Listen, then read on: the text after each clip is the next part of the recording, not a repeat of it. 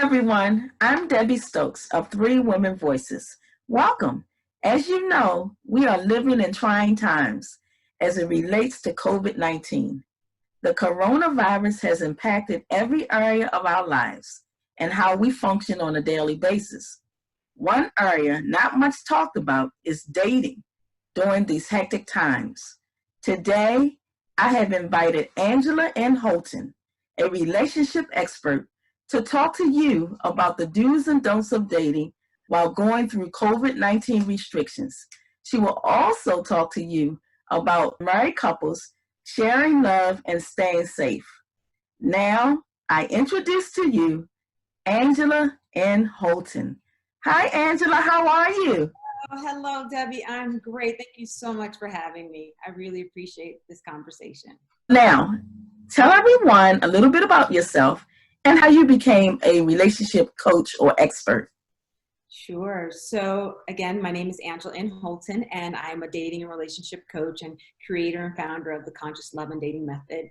You know, it was really not by my design that I became sort of an expert, I guess, in dating and relationships. It was really God's design for me when I realized that there was an area of my life that was, struggling and not really meeting up to the other areas of my life that I felt much more successful in: career, friendships, travel.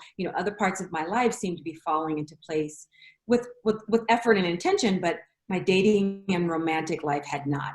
And while I had been in relationships, I wanted marriage and family. And, that sort of lifestyle didn't happen for me. And I was really down about it for a really long time. And I realized I was buying into a narrative that was really not my own narrative. It was a narrative that many of us, we accept from our society, from our culture, that our lives were supposed to look and be a certain way. And because I wasn't in alignment with that narrative that was so deeply embedded in my subconscious, it created dissonance within me, and it created frustration and angst and anxiety and sadness and despair. Feeling like there was something missing out of my own life. And when I came to become a coach and really finding my life purpose, I went through a difficult time of loss. But it was through that loss that I understood and learned that the journey that I was really searching for, and the love that I was really searching for, that I thought was with someone external from myself, it was really me. It was me I was looking for. And it was a deeper, more loving, compassionate relationship with myself and living my life purpose that I was searching for. So as I stepped into my calling to be a teacher, a writer, and coach, it satisfied and filled that void of loss that I was feeling. And I healed myself from the inside out. And so in doing that and doing that work, I realized that the piece that's missing for many of us in the dating and relationship and looking for that partner outside of us is we miss the part of where it all begins. And that is with creating that loving relationship with ourselves. And so as I became much more fulfilled professionally, personally, spiritually, I really wanted to share my walk and my journey with others, and how there are real tools to attract more love in your life if that's what you want and desire. But creating that love from the inside out. If you want to experience a really healthy love, a lot of people will say, they think that means they have to be perfect to attract love and a partnership. No, but in order for us to receive love and give love in a healthy and authentic way, we have to know what that looks and feels like. And that begins with understanding what it means to love and accept ourselves unconditionally. Right. Okay. So now it's tough enough to be in a relationship with love and all the things that go along with a relationship. Now we're in COVID times, which makes it even harder. What are some suggestions that you can give for people to stay safe when they're dating in relationships? Yeah. Well, I actually, what I speak about dating during COVID is that I actually believe that it's an easier time to date because we are creatures of many distractions, and our attention span in this modern age is getting shorter and shorter. And with COVID, we've had to pause and slow down. And it has allowed this, I believe, a very unique and special opportunity to self-reflect and to go on an inward journey if we choose to do that. But it's such a powerful, potent time to go inward and create, these powerful relationships and creativity and desires that maybe we've never fulfilled before during this time. And it's a good time to date because we're less distracted and our attention span might be a little greater than when we're out there and we have so many other things to do. And we have this unique opportunity to create love and relationships from a much more mental and emotional capacity and delaying the physicality, right? We're creatures of instant gratification. But with COVID, we have to pause and put the butterflies and that chemistry and those sparks on hold, at least in the physical sense, and really begin to cultivate relationships from a much more sustainable and meaningful way. And I believe that that is through communication, emotional and verbal and mental connection that can happen in separation and not in, physical proximity. I think, the dating apps, as much as many people bemoan about them and may not like them, they really do work if we put the work into it and if we put the intentionality into this area of our lives. We put so much intentionality and strategy and focus in other area of our lives, but when it comes to dating, we leave it to guesswork. We leave it to happenstance and just waiting for someone to magically cross our path. Well, it can magically happen, but we have to create that energy of magnetism from within. And so dating during this time, it's a great time to be on the dating apps, because you can connect with people around the world. You can foster connection without having to go to a bar, a gym, a club. Even though places are closed, people are looking for and desiring connection. Mm-hmm. So the dating apps have even reported that there's been an uptick in their memberships. Get online and date with more curiosity and lightness, not with the attachment to the outcome that each person you meet is the one. And remember that you are the one. We're the one. We're the one. We're the one. And so you want to date, you want to have conversations. I always suggest to the women that I coach to get a Google phone number. You don't have to give your personal or business phone number. You can get a Google phone number, and that's a safe way to date during this time. Mm-hmm. And you want to make sure someone is who they say that they are. So have them send a picture of today's newspaper with them next to it. Okay. Or say, what are you wearing? And then say, hey, can you send a picture of you right now? Just to avoid being catfished. Mm-hmm. But I think we also need to change the narrative that the dating apps are sort of this free fall of people that are weird or crazy. Yeah. And that's not the case. I mean, there are weird and crazy people right outside your front door. If you go to the bars, you go anywhere, you collect 10 or 100 different people, you're going to get a percentage of them that might not be the most stable for partnerships. So we have to change that narrative of thinking that dating apps only attract a certain type of person and realize that it's a collective forum. It's not the dating apps. It's us. It's us that needs to change. Okay. Now, if you have a person who meets somebody for the first time, let's say on a dating app. Okay. And they decide they want to meet in person. Okay. Do you think that's a good idea during this time? If so, why or why not? So I first suggest having a series of virtual dates. Mm-hmm. Start to build rapport, start to build connection and a feeling of safety and trust. You want to feel safe, whether we're in COVID or not. It's important to feel safe, especially women where we don't have the same physical prowess as a man, or if we are dating men, so that we're not in any kind of physical endangerment. Okay. So I would suggest virtual dates for a while to get a sense of the person. Make sure you see the person before you meet with them in person, and make sure you speak to them on the phone before you graduate to a virtual call. I know some people who go straight to the virtual call. I like to kind of ease into the phone call, and then from the phone call, we go into a virtual meeting, and then we have a series of virtual conversations. You can have virtual dates. The ideas and the suggestions of connecting virtually is unlimited. There's so much you can do. And then I would suggest, if you're keen on meeting after you've had a series of virtual dates, I would suggest a socially distant date. So, meeting at the park, going for a bike ride, sitting, if you're in a warmer climate, going to a place where you can sit outside, sit on a park bench, but I would definitely keep distance, and I would wear a mask, and I would have several social distancing dates Okay. to, again, build on that connection and trust that you have with this person. And then from there, if the relationship is continuing to build and grow, then you both, if you're on the same page, I would agree that I would suggest agreeing to get a COVID test, both of you. Mm-hmm. And then really, we have to protect our own lives. That's right. We're accountable, responsible for that, but ourselves. So we have to do what feels right and what feels safe. Mm-hmm. So if something doesn't feel safe, don't do it. Mm-hmm. Then if you've graduated and you both have taken the COVID test and your tests are negative, or maybe you take a couple tests to make sure you get greater reliability. And then you want to get a sense that this person is quarantining, that they're not out there being social with larger groups. And again, that sense of trust and integrity, you will learn from that person the more you spend time with them, and if they honor their word and if they seem like someone trustworthy.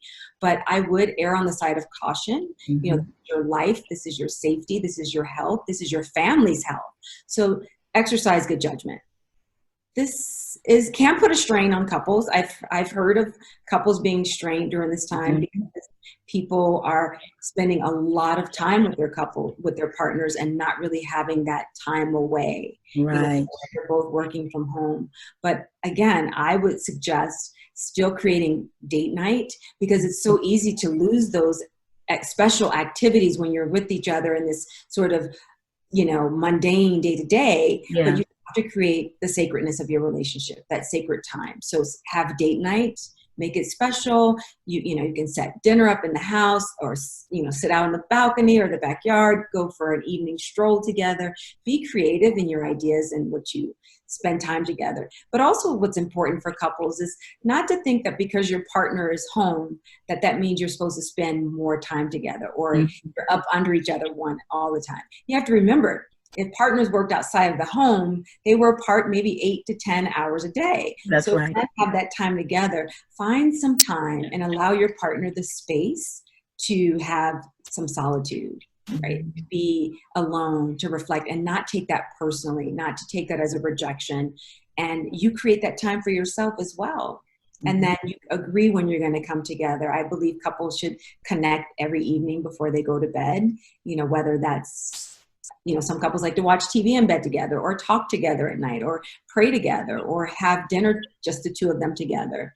So you have to make priority for your relationship, especially, I know it's hard if the kids are home with you too, but, maybe it's after you put the kids to bed, or you tell the older children, mommy and daddy, mom, what we need time together. So we're going to be in the room for this night. We're going to be here. We're going to give you guys your dinner, and then mommy and daddy are going to have dinner.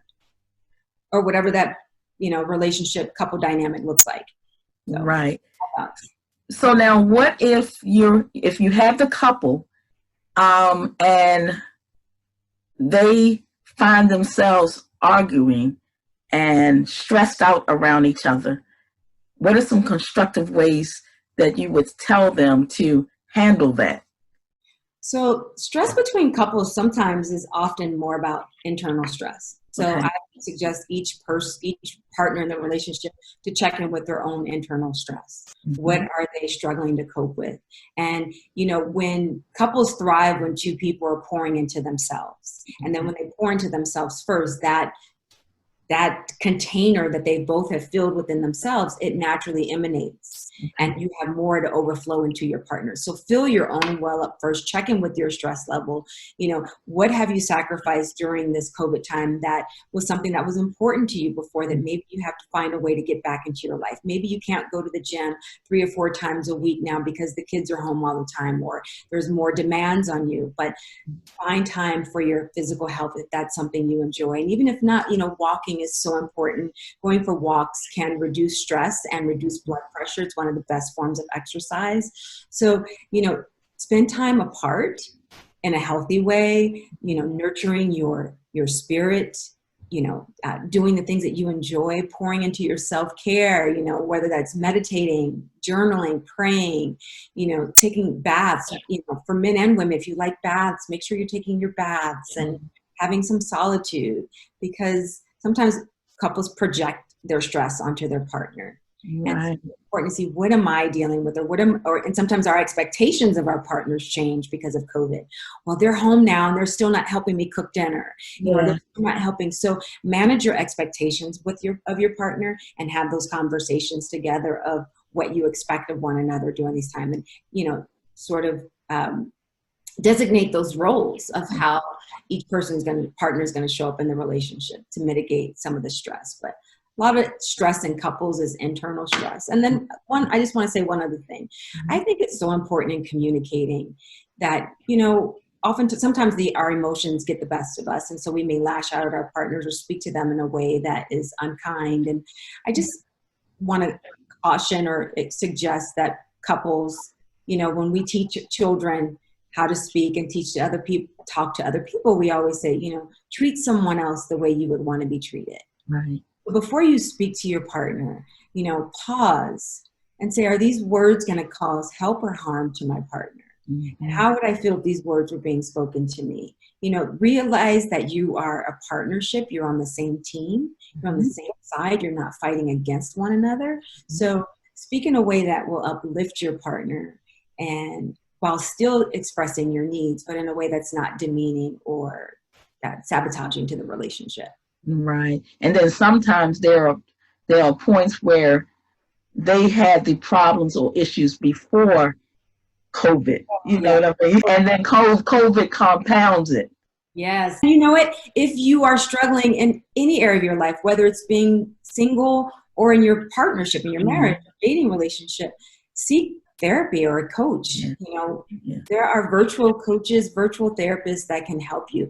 And that's why I love doing the work that I do, is because, relationship tools are not something that are just automatic.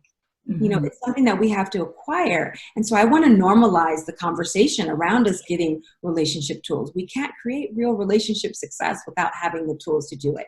And in this modern age, and especially during COVID, we need newer tools. We need to understand ourselves better, our emotional intelligence, how we're showing up in relationship, and being able to be a supportive partner. So if you're feeling depression, sadness, despair, whether you're single or coupled, get help. You don't have to do this alone. You don't have to figure out life alone. That's what support is there for. So that's my greatest tip and suggestions for people who really are just, spiraling downward in these times. Right. Okay. So tell everybody about your company, and then what the conscious love and dating method is all about. Sure. Thank you so much, Debbie. So Love Sanctuary is the umbrella of my company. And, when you think of a love sanctuary, what do you think of? You think of like this inner sanctum that's just safe, a place that you can retreat, and a place where you can grow and fortify yourself. And that love sanctuary dwells within each of us.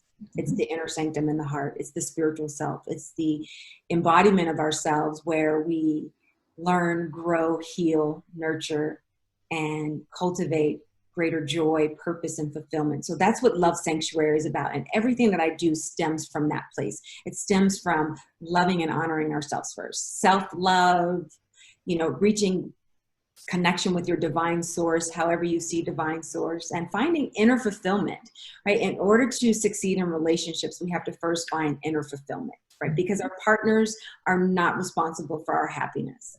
So the Love Sanctuary is about inspiring you to grow and cultivate in self-love. And the conscious love and dating method is a growth from that. It spawned from the Love Sanctuary. And it still goes back to that same story. It's cultivating more conscious of relationships. And when I say conscious relationships, it's self-awareness, greater self-awareness, greater emotional intelligence, greater sense of identity, who we are, who we want to be, what we desire for ourselves, greater clarity, greater intentionality. So rather than the narrative that says, just go look for love and look for someone to complete us. Conscious love and dating method says we're enough. We're enough already. And out the gates, we're seeking partnership from a place of wholeness, from a place of knowing my worth and what I deserve. And so when I believe those things and tell those stories to myself and become the embodiment of love and compassion, I attract that in my life. I attract that in a partner, a new partner, an existing partner. So couples who want to thrive and grow in their marriage, it's still the conscious love and dating method. Dating yourself to become the partner that you want and the partner that you want to attract. Okay. So is that how your book came about? Yeah. So the book, you see it there, it's a workbook journal, and it's really, I don't think there's anything like it currently on the market, but it's really a dating and relationship journal where you learn different methods and techniques. It's really short, but you really discover yourself through writing and dating. You date, and then you discover something new about yourself. And if you discover something new about yourself in any interaction on a date or with your partner, your spouse, that's a powerful moment. No date is a waste of time if you walk away with a nugget about yourself. We don't just learn from like amazing dates, right? Those are great. Some of the things we learn about ourselves are in dates that are not that great, or where we struggled in conversation, or where we felt challenged in being authentic. Right. Discover something new about yourself. So the conscious love and dating method in the workbook journal is about you being conscious and intentional. And the book will ask you questions to really help you see what we're bringing to relationships. What part of the past have we not healed from? Who do we still need to forgive? How do we show up in a relationship that might sabotage the things that we say that we want? Are we projecting fear of commitment more than we're actually welcoming commitment? And maybe that is keeping what we want away from us. So it delves into different topics of relationships that we can explore to self-discover. And the more we know about ourselves, the more we can become the people we want to be. We can heal parts of ourselves that need tending to, fill our voids, and show up in a greater capacity to love ourselves and our partners and receive love. All right, I love it. So now, how has being a relationship coach helped you in your own relationships? Oh, let me tell you. It's helped me so much. And I will just share, I'm a very private person. I'll share a little bit, but my life completely transformed when I applied the tools myself. Teachers are the students, and students are the teachers. So I'm definitely a student of the conscious love and dating method every day of my life. Whether I'm in partnership or not, that relationship is with myself.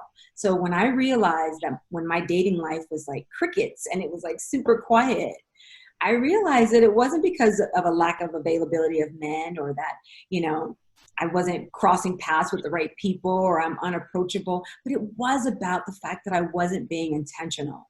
I was just thinking, sort of like we always did growing up, that you just meet somebody, you go out, someone asks for your phone number and you meet someone. And I was just waiting for that to happen. Okay. We don't wait for anything else in our lives to happen. We actually create strategy and tools, and we go out and we make it happen. Yeah. So dating has been the same for me.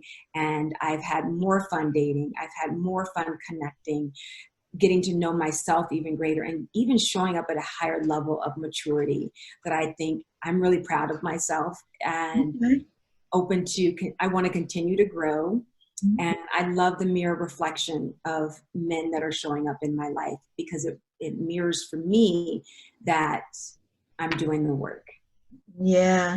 And I can see it. I see the glow. I see the spark of happiness. Thank you so much. That glow is work.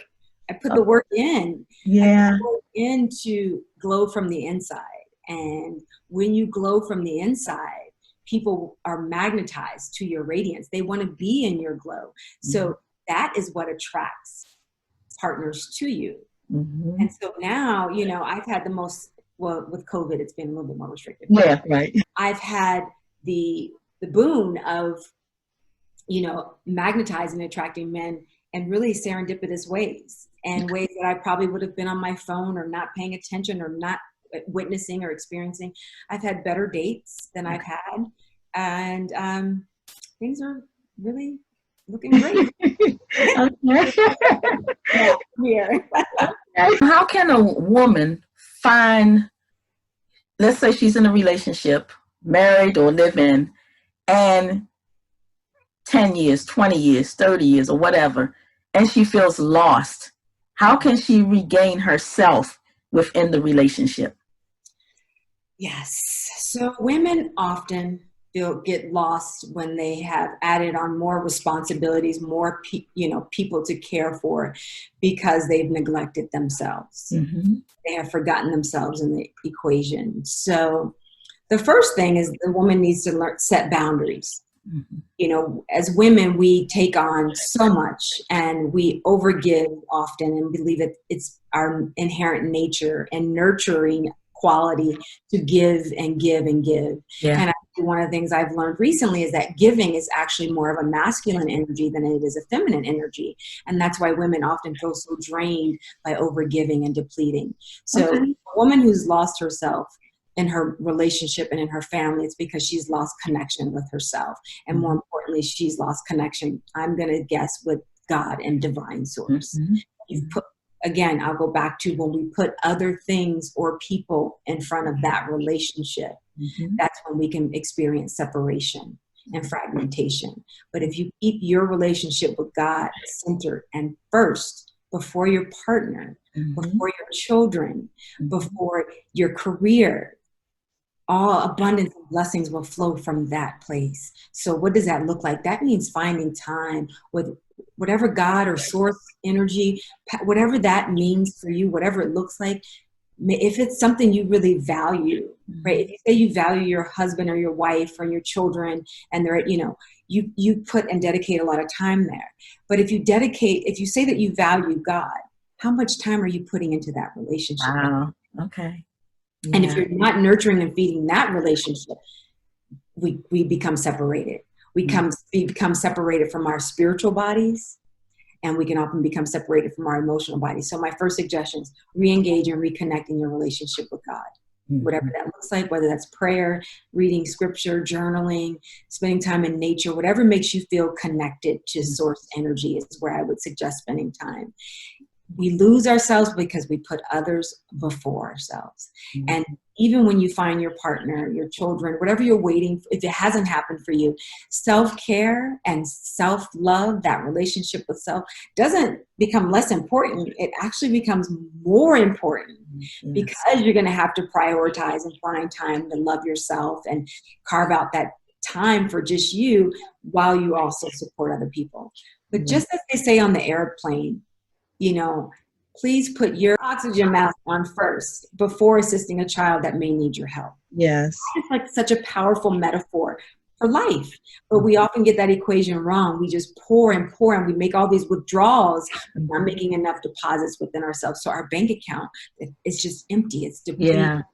But when you're nourished, you're getting your sleep, you're meditating, you're spending time in the Word, scripture, prayer, even if that's 20 minutes, 15 minutes, filling up your cup, you will have more energy and love to give to other people. Mm-hmm. You will have time.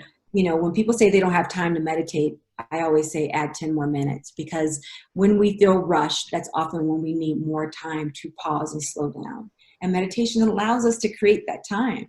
Mm-hmm. And when you're creating that time, and I'm not a mother, so I can't advise or give wisdom in an area I don't know, but I know that sometimes moms feel like they've lost their other purpose. Yes. And they haven't, and I would suggest, who were you before your partner or your children came along? And remember those talents that you enjoyed. Did you like to paint and draw? Did you like to play with beads and put earrings together? Try those new practices. You can do it with your partner or your children, or find some time to do that for yourself. That can be part of your sacred self-care time. And the more you do those things, you're happier, you're more fulfilled. Mm-hmm. And you don't have to be guilty, because being a mother, being a wife, being a teacher, whatever, those are multi-purposes that we have. Yeah. More than one purpose. But the greatest of all is to be a loving child of God and to be of service to each other. So put that responsibility first. And, as scripture says, our first commandment is to love God, right? Mm-hmm. That's the first. Love God. It's always love God. That's right. With your whole heart, your whole mind, your whole strength. Love God first. That's right. And then from there, God says, love thy neighbor as thyself. So neighbor is anyone that's not outside of you. And to love someone outside of you, scripture is basically saying, it's already it's already indicating that you love yourself already. It's saying if you're loving your neighbor as you love yourself, the implication is that you already love yourself. Yeah, yeah. Mm-hmm. Love God and you have time for that relationship with God, you will have that love for you and God within yourself. And that love, that's the source. That's the source. That's the well. That's where we spring forth the love for other people. So wherever you're feeling depleted in your life or where you don't have any more to give, go back to the source. That's right. And giving ourselves permission to spend time with ourselves and explore. You know, I'm a multifaceted woman, and I want to explore every part of myself, every sense of adventure, every part of myself. Yeah. While I'm here. So having a partner, that's just one facet. Having children, that's another facet. A career is another facet. Friendships, another facet. Relationship with self is another facet. So there's so many parts of us that can fulfill different purposes. And I think we live in a culture and a society that if our lives don't look a certain way, particularly for women by a certain age, we feel in some sense that we failed. Yeah, yeah. We have, that we've missed our opportunity. And as I said, God doesn't say no. He says not now or not yet. And what we think we may need and want, God always knows better. I wanted children. Oh my God, it was like a thirst for children. And I had baby blues for a good 10 years. And I remember speaking with a friend and she prayed for me and she said, Angela, if you don't have children, I just pray that God fills your heart with something bigger or better, and he did. And I will say he filled it with this purpose and this work that I'm so passionate about that I wouldn't be able to teach and share if I hadn't walked in the shoes that I've walked in and the journey, the tears that I've been through. But what I felt was missing in my life that I thought children and a family were going to fill for me. God filled it with something else that feels really great. That's powerful. Yeah. And I don't feel that I'm missing motherhood anymore. Yeah.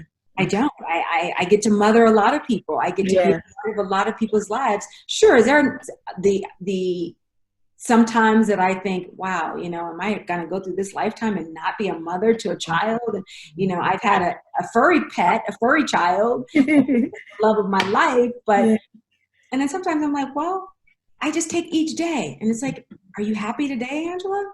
Yeah, I am. I'm okay.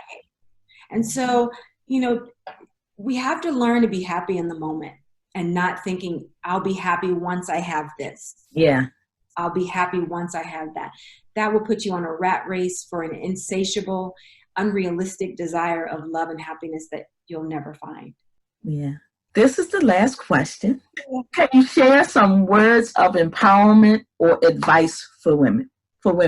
As it relates to anything? Yes. Okay. I believe my greatest advice to anyone, particularly women, is to remind yourself every day that you are already enough. You are enough. You are deserving. You are worthy of love in all its many forms. You don't have to do anything to deserve love. You are a beautiful child of God. You were created in his image and his likeness. So you don't have to strive for love. Just remember love. That's all we have to do is to remember the love that we already are. And when we do, love springs forth from so many amazing places. So if you don't love yourself, if you feel that you struggle to have a relationship with yourself, practice. Start speaking to yourself in a way that's less harmful. Choose words that are loving and uplifting. The things that you're struggling to forgive yourself on, can you reframe those things to what you learned from those experiences? Rather than things happening to you, how can you look at things in your past, in your life that you may have been challenged through as it happening for you? And write down those tools and those pearls of wisdom that we wouldn't have gotten or you wouldn't have gotten had you not gone through that. Forgive and let go of grievances. Release people from your past. Let go of entanglements and people and energies that are undeserving and unserving to you. And know that you're doing the best that you can each and every day. And allow yourself some grace. You're doing the best that you can with the information and awareness that you have in this moment. All right, I love it. Thank you, Angela. It was so nice having you here, and you gave a lot of great information. Oh, good. I speak what God puts in my heart. Yeah. Not my words. I am just the vessel in which they pass through. Yes, that's the best way to be. So Amen. now, if anybody wanted to reach out to you, how can they reach you? First of all, show your book again, Yes. and then give them the information. Okay. It's available on Amazon. We just reduced the price on Amazon. And this is even if you're not ready to date, even if you're married, if you're struggling in your marriage or in your partnership, come back to this. Come back to asking yourself these questions that maybe you've never even asked yourself these questions, and yet they're showing up routinely and repeatedly in your relationship. So you can reach, and you can find the book on Amazon. It's the Conscious Dating Method Workbook Journal. You can find me at lovesanctuary.com. That's the best place to find me. Again, that's lovesanctuary.com. And you'll see that I've got offerings, workshops. I teach online courses. We're starting the next Conscious Love and Dating Method 8-week course in January. You can also download my free Quick Start Dating Guide. That's available on lovesanctuary.com. And you can follow me on Instagram at Angela in Holton, which I post, I share whatever else is going on, and I love to engage and hear from you. Okay, and I want to thank you again, Angela. And I want to thank, yes, and I want to thank everybody for watching. If you want to reach out to Three Women Voices, you can reach us at threewomenvoices.com. We're on Instagram at _women voices. We're on Facebook at _3 women voices. And my email address is threewomenvoices@gmail.com. And I thank you for watching.